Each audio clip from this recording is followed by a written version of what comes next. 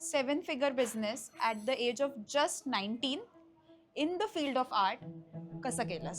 So I started with 3 kids at my home, जे माझ्याच फ्लोअरवर राहायचे. बिझनेस ज्या दिवशी तू स्टार्ट केला त्याच्या आधीची लाईफ कशी होती आणि what made you think that art can be a very scalable business? आजपर्यंत पेरेंट्सचा प्रश्न आहे की मुलं ऑनलाईन शिकू शकतात का? सो आत्तापर्यंत मी 8,500 पेक्षा जास्त मुलांना शिकवलंय. कोणत्याही स्टेटमध्ये, कोणत्याही कंट्रीमध्ये रीच करणं it is easier. Education, exams, events जर कॉलेजमध्ये काय होत असेल, बिझनेस आणि हेल्थ हे सगळं मॅनेज करणं किती इम्पॉसिबल होतं आणि ते तू कसं मॅनेज केलं? आणि सोशल मीडिया प्लॅटफॉर्म्समुळे आपल्यासाठी हे सगळं खूप सोपं झालंय. असं आर्टची डिग्री नसून पण you are teaching, so show us proof. मुलं आजकाल दे आर सो स्मार्ट. असं खूप वेळा वाटतं की जॉब केला पाहिजे. Do you want to be known as an art teacher or do you want to be known as a businesswoman?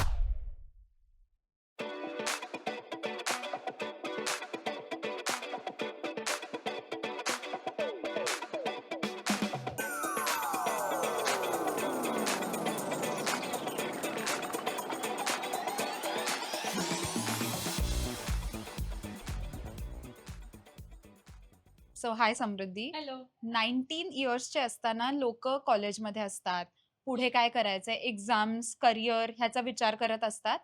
त्या टाइमला तू बिझनेसचा विचार करत होतीस. सो मला सांग की बिझनेस ज्या दिवशी तू स्टार्ट केला त्याच्या आधीची लाईफ कशी होती आणि what made you think that art can be a very scalable business? So tell us your journey about that. So 19 इयर्सची मी जेव्हा होते, I was in first year of my computer engineering degree. तर तेव्हा 6 months into the college lockdown impose झालेलं आणि there was nothing to do, कारण की कॉलेज पूर्ण बंद होतं.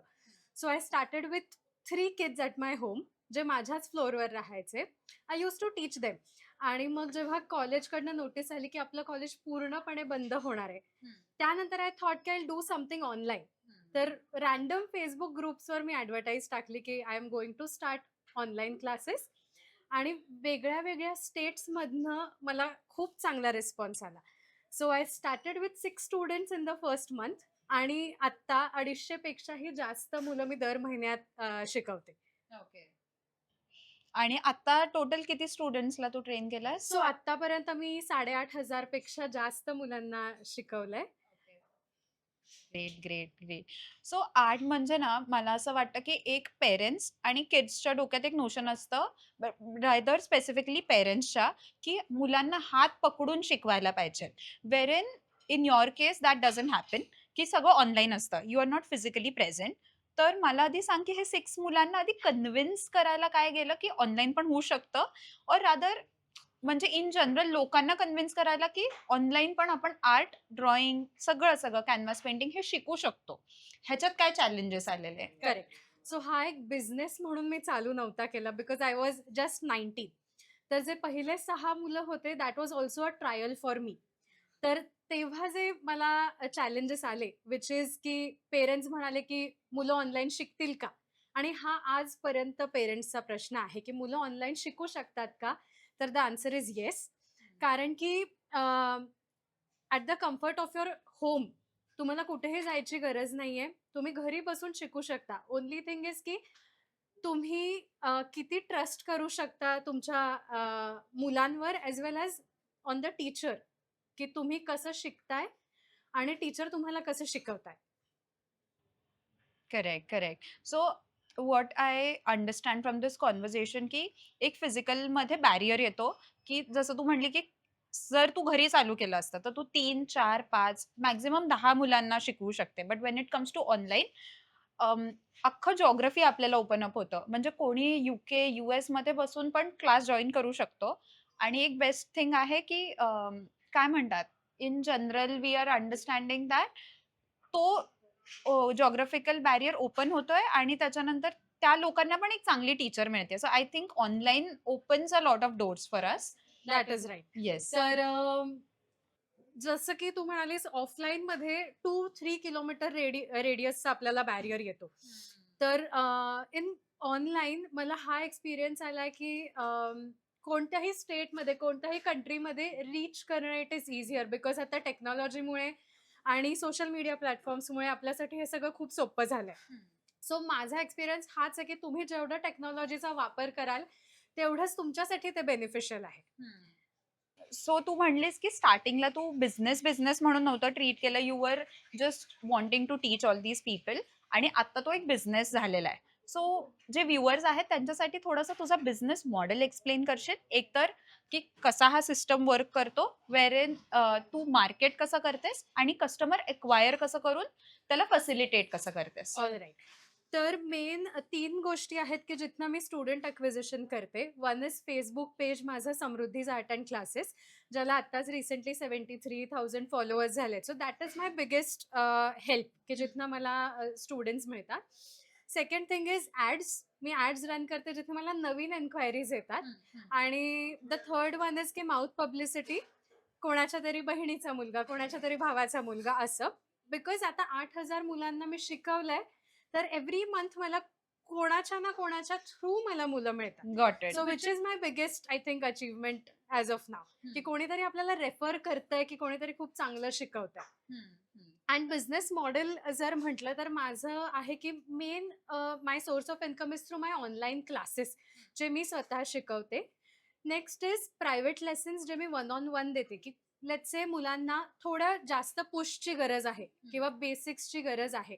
सो आय सजेस्ट, किंवा बॅच टायमिंग तुम्हाला कम्फर्टेबल नाही आहे तर you go for online sessions which are personal and private. Third thing is की कॉम्पिटिशन्स जे असतात मुलांसाठी, तुम्ही बघता की वेगळे वेगळे कॉम्पिटिशन्स खूप ब्रँड्स, खूप ऑनलाईन पेजेस होस्ट करतात. सो त्यासाठी सुद्धा मी कोचिंग प्रोव्हाइड करते. ओके, स्पेसिफिक काही असेल तरी पण त्या related exactly. Coaching. You can come with any query, तर त्याचं सोल्युशन आपल्याकडे आहे because it is virtual. Got तर इट. तुम्ही काही घेऊन येऊ शकता. सो 19 असताना, आणि तू म्हणलीस की तुझे इंटरनॅशनल स्टुडंट्स पण होते. राईट. सो 19, 20, 21 पण जर तू एज्युकेशन घेत असेल इंजिनिअरिंगची, तर एज्युकेशन, एक्झाम्स, इव्हेंट्स जर कॉलेजमध्ये काय होत असेल, बिझनेस आणि हेल्थ, हे सगळं मॅनेज करणं किती इम्पॉसिबल होतं आणि ते तू कसं मॅनेज केलं? राईट.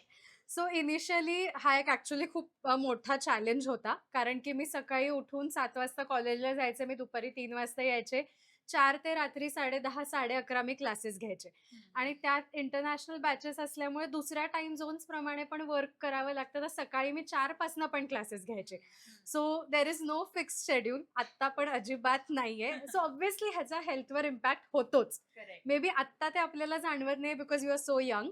पण इन फ्युचर हे होऊ शकतं. सो ते पण एक स्ट्रीमलाईन करणं is my next goal. Okay, next फेजचा आता हा गोल आहे. येस, की स्केल करणं आणि स्ट्रीमलाईन करणं आपली वर्क सिस्टम.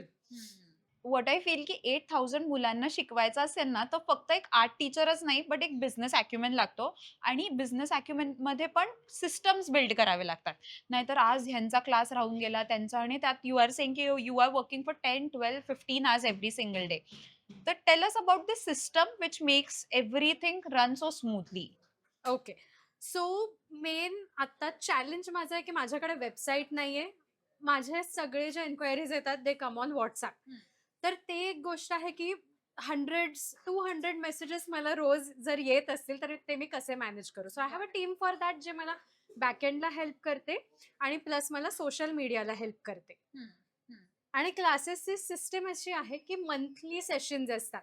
सो तुम्हाला फिक्स नंबर ऑफ सेशन्स मिळतात in a certain amount. Okay. You join on the first date, एंडपर्यंत तुम्हाला स्ट्रीमलाईन्ड प्रोसेस असते.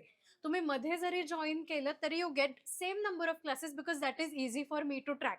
कारण की आज कोणीतरी जॉईन केलंय, उद्या कोणीतरी जॉईन करतंय, तर मला इतक्या मुलांचं ट्रॅक करणं इट इज व्हेरी डिफिकल्ट की ह्यांचा क्लास आज मिस झालाय.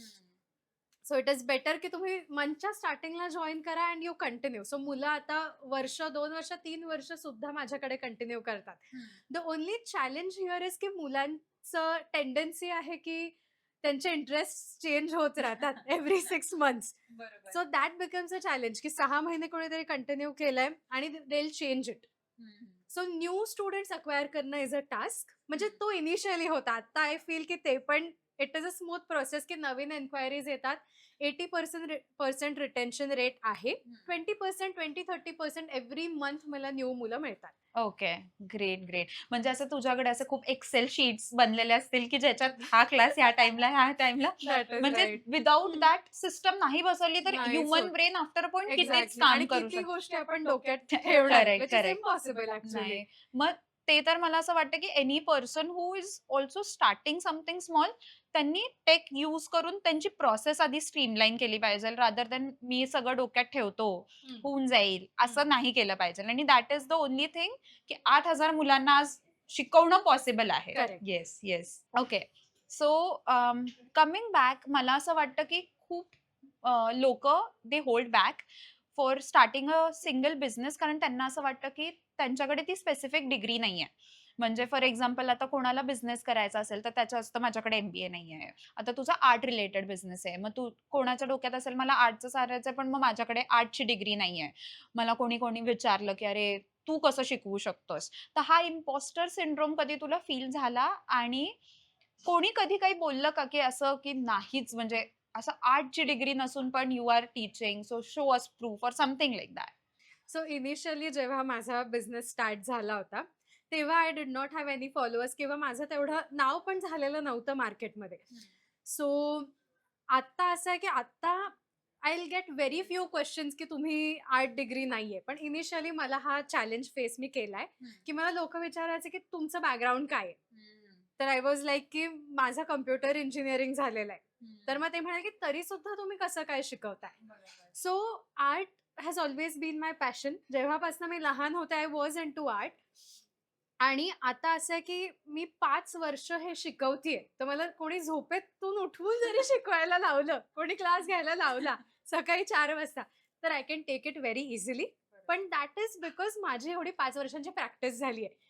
फर्स्ट इयरमध्ये मी हे सगळं नसते करू शकले, गिव्हन द टाईमलाईन्स आणि टाईम झोन्स ॲज वेल. सो मेन हेच आहे, की तुम्ही चालू करताय, कोणालाच काही येत नसतं.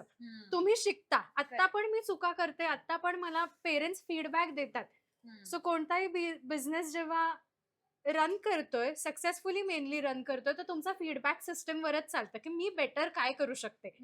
सो इव्हन आफ्टर 5 इयर्स माझा मंथ एंडला हेच गोल आहे, की मी पेरेंट्सकडनं फीडबॅक घेते, की तुम्हाला काय आवडलं, स्पेशली मुलांना काय आवडलं आणि काय इम्प्रूव्हमेंट्स होऊ शकतात. वन थिंग जी माझ्या फेवरमध्ये वर्क करते असं मला वाटतं, की माझं एज कमी असल्यामुळे पेरेंट्स आणि मुलं रिलेट टू मी. कारण की I will talk to them जसं की आपण म्हणतो, की आपण जेन स्लँग्स यूज करतो आणि तुम्ही बघाल, की मुलं आजकाल दे आर सो स्मार्ट की त्यांना एवढ्या गोष्टी माहीत असतात. So if you talk to them in a certain way त्यांना पण ते आवडतं, की कोणीतरी आपलंसं आहे आणि त्यांच्याशी पण त्या वेमध्ये बोलताय. So it makes a lot of difference, की नाही मला ह्यांच्याकडेच क्लासला जायचंय. So that works a lot for me. What I feel माझ्या लाईफमध्ये जितके पण इंजिनिअर्स आहेत ना, ते इंजिनिअरिंग सोडून काहीतरी वेगळंच करतायत आणि which is a good thing. म्हणजे ती डिग्री नसेल तर तो बिझनेस करता नाही येत. हा नोशन नसलाच पाहिजे. मग यू लर्न म्हणजे कोणाकडे ती स्पेसिफिक डिग्री असून असं नाही होणार, की तो मग बिझनेस करू शकतो का? राइट. तुम्हाला बिझनेस करता आला पाहिजे, मग तो कसाही असू द्या. मग इव्हेंच्युअली तर तुम्ही शिकतातच आणि that is I think the best thing ever. Correct. आणि फीडबॅकचं तू म्हणलीस, माझं असं म्हणणं आहे, की असा कधी कोणता निगेटिव्ह फीडबॅक आलेला का आणि तो तू कसा हँडल केलास? ओके. सो कोणताही बिझनेस असू दे, you will get mixed feedbacks. But in my case मला निगेटिव्ह फीडबॅक्स खूप कमी आलेत. म्हणजे 100 मधनं 1 असं मी म्हणू शकते.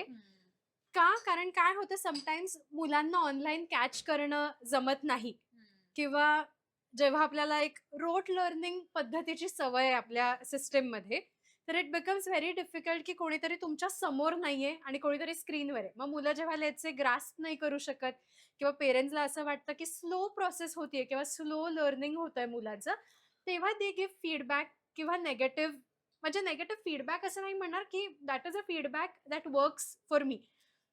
कारण की मुलांना नॉट एव्हरीथिंग विल वर्क. आपल्यासाठी सुद्धा काही ब्रँड्स वर्क नाही करत for sure. Correct.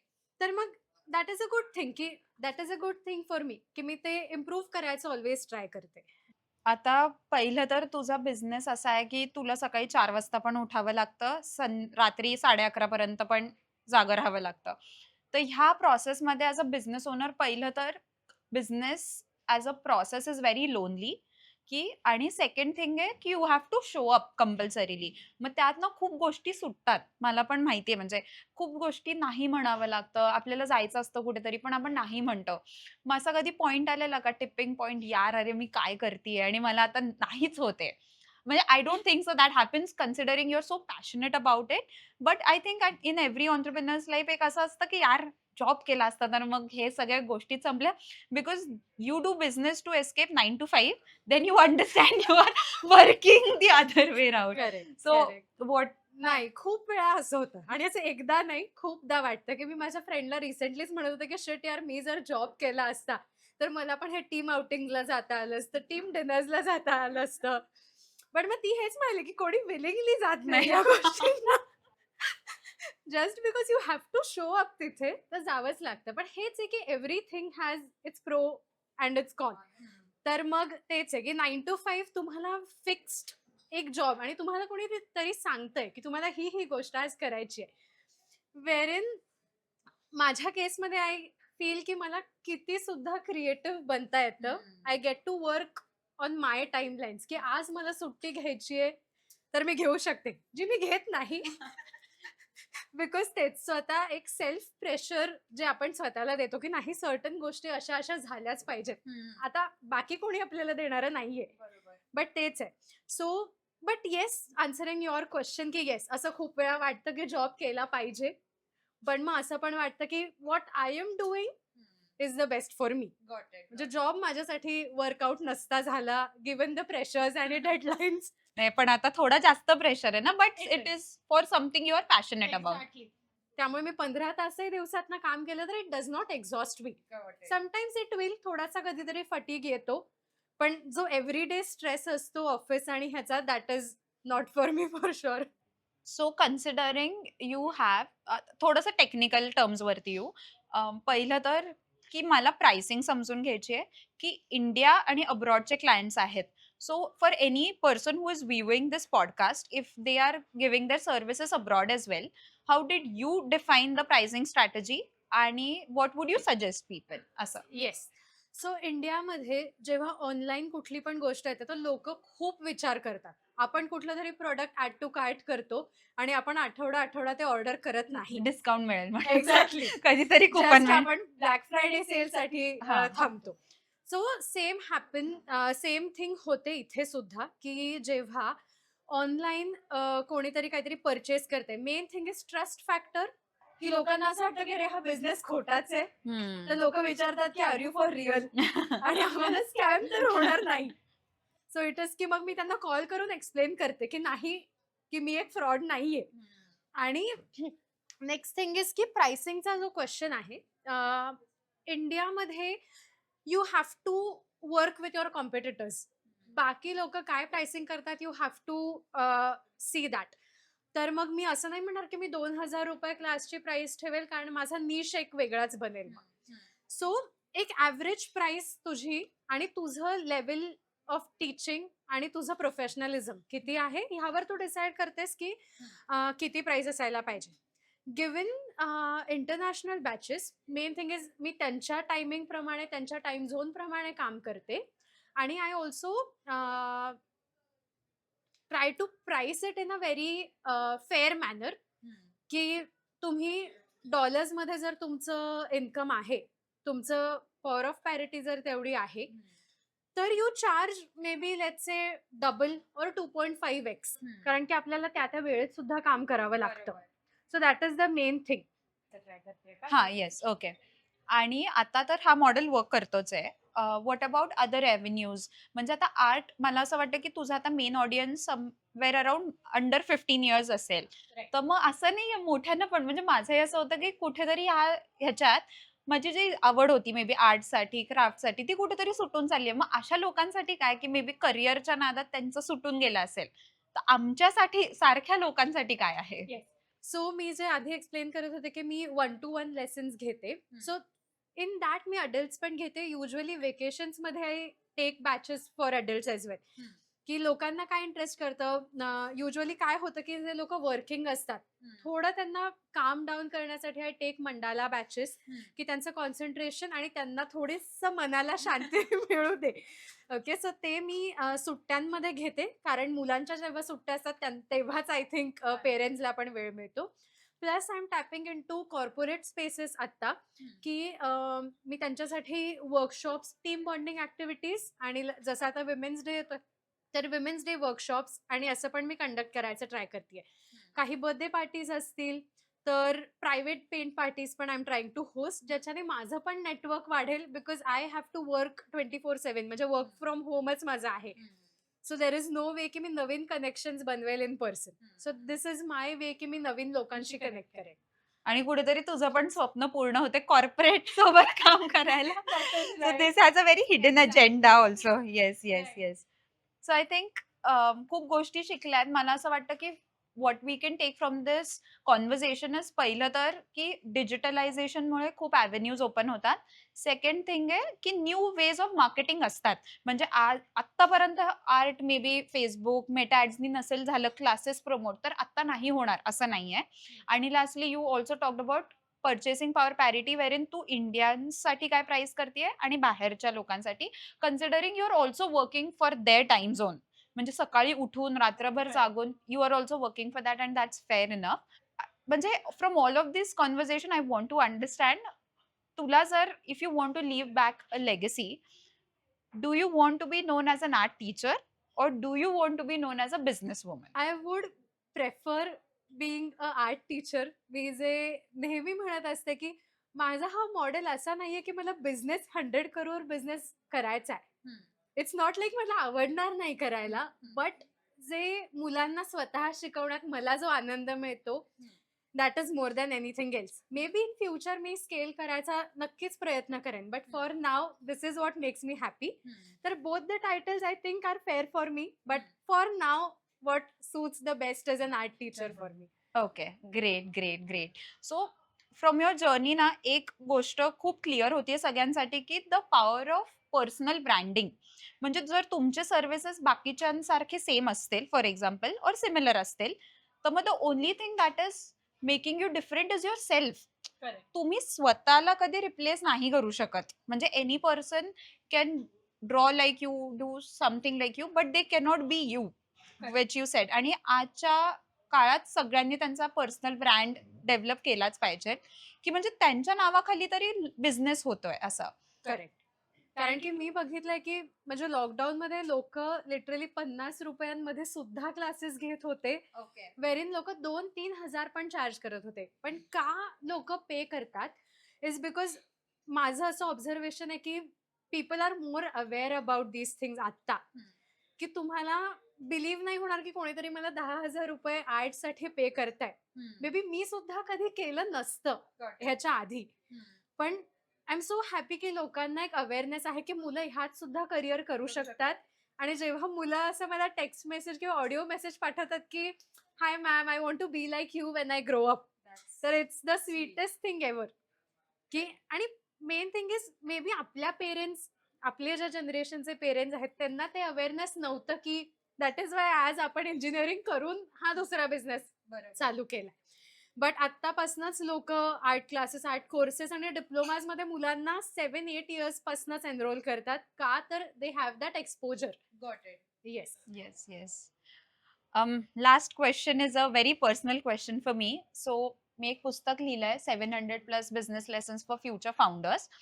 If you had to add a 701st lesson based on your entire journey, की तुझा एक काहीतरी तू काहीतरी डील केलं असशील किंवा तुझ्या जर्नीमधनं तू एक काहीतरी लेसन केलं असेल, शिकले असशील, तर व्हॉट वुड इट बी आणि what would you want people to no?